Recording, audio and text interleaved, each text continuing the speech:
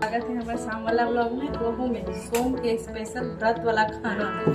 वैसे हम आलू वगैरह खा ले छिए, बट किछु लोग कहै छथिन जे हम आलू नहीं खाई छी।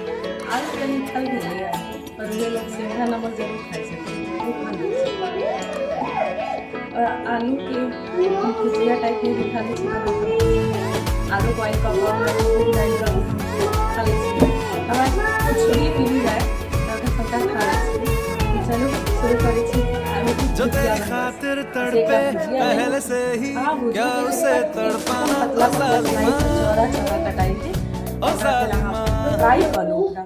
तेल में धक्का वैसे अभी हम करबे देखिए।